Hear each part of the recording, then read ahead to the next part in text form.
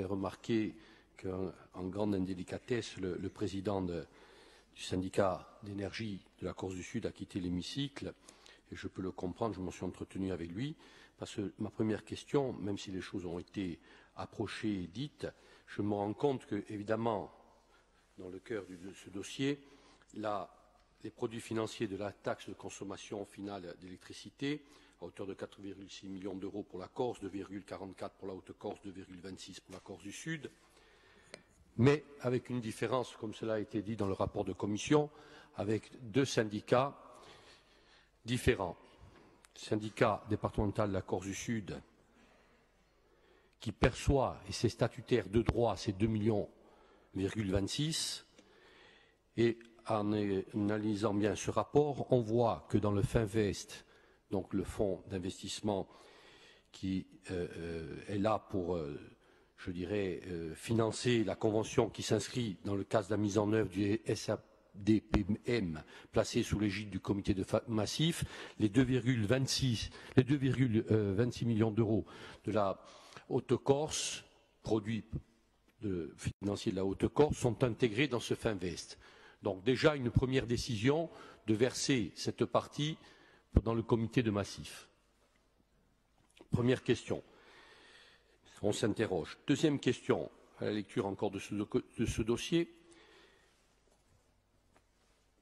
le syndicat intercommunal d'électrification et d'éclairage public de la Haute-Corse, pour chaque commune, doit fournir, dans le cadre de l'éclairage public, des 6 000 LED, ampoules, 6 000 ampoules LED, doit fournir une fiche pour chaque commune.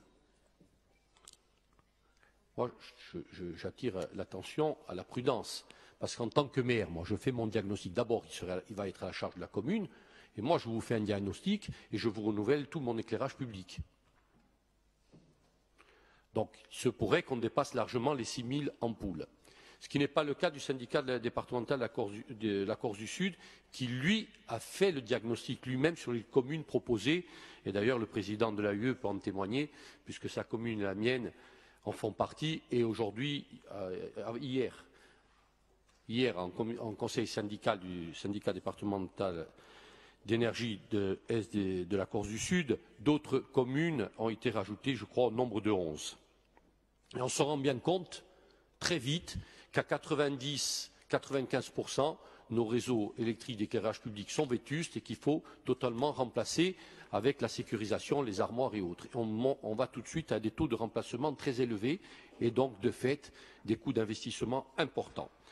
Donc, ça, c'est sur le fond du dossier. Mais sur la présentation et la manière, moi, aujourd'hui, je ne comprends pas pourquoi il y a une convention qui est faite avec ce syndicat et combien même nous sommes prêts à l'entendre s'il y a un rattrapage qui doit être fait, mais on parle d'équité territoriale, mais il aurait été souhaitable, je pense, qu'en même temps, et je voudrais rappeler la réunion de Tiatre, où le président du syndicat était présent, il en a fait la demande, qui est restée sans réponse. Et aujourd'hui, il y a une présentation d'une convention avec le syndicat intercommunal d'éclairage, d'électrification, d'éclairage public de la Haute-Corse, et il n'y a pas eu de discussion. Je ne parle pas de l'autre convention, hein, nous sommes d'accord, elle existait déjà au syndicat, d'ailleurs c'est celle qui a été copiée pour la Haute-Corse, avec les 5% pour les agriculteurs et la participation de l'ODARC. Ça avait été mis en place par le syndicat du Sud.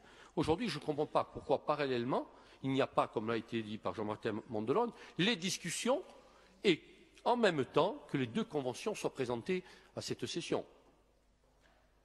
À croire qu'il n'y a aujourd'hui une définition dans ce comité de massif avec des montants où on récupère la TCFE, qu'on va redistribuer en fonction des travaux, l'évaluation, le diagnostic n'est pas fait, et aucun montant financier, aucun montant n'est précisé. Il n'y a aucun montant aujourd'hui dans cette convention qui dit nous allons définir. La seule chose qui est dite, c'est que sur le budget 2018, les crédits seront alloués. Quel montant? Nous n'en avons pas. Moi, je pense qu'il serait souhaitable, quand on signe une convention, d'avoir au moins savoir les travaux à effectuer, en avoir défini les priorités et avoir approximativement on le sait bien, sur les lignes budgétaires, avoir des montants et pouvoir dire aujourd'hui, nous allons mettre ou investir tant pour cela, tant pour... Il y a quand même 6 programmes, 6 sous-programmes. Donc la sécurisation des lignes électriques, je parle bien de sécurisation des lignes électriques, je pense qu'il y a des priorités, peut-être plus dans certaines parties de la Corse que dans d'autres. Et j'ai l'impression là qu'aujourd'hui, la Corse du Sud, et ça a été le sentiment au Conseil syndical d'hier, c'est que ça a été le bon élève pour avoir créé ce syndicat, qui a fait un travail énorme, créé en 2011. En 2013, tout le monde s'en inquiétait. Depuis 2015, plus de gros soucis, tous les dossiers ont été rattrapés. Que le bon élève, aujourd'hui, on lui dit, c'est très bien, ça vient d'être dit par le président de la UE, on doit reconnaître ce qui a été fait, le travail qui a été fait. Je parle en tant que membre, président de la Commission des finances et aujourd'hui membre de la Commission des finances. Et puis on dit, aujourd'hui, on vous oublie un peu, on vous met un peu de côté.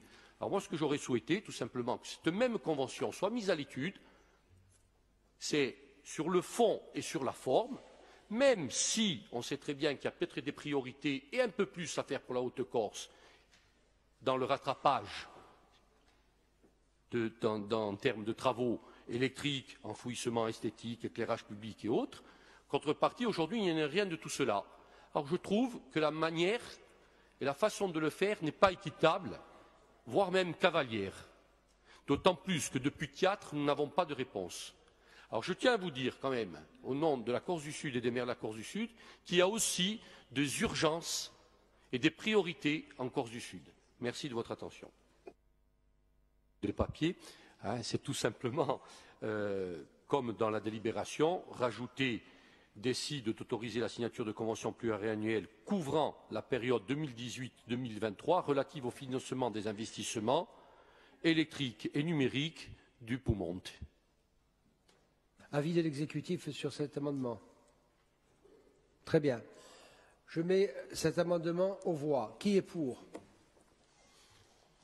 Qui est contre? Qui s'abstient en participation? Je mets aux voix le rapport ainsi amendé. Qui est pour?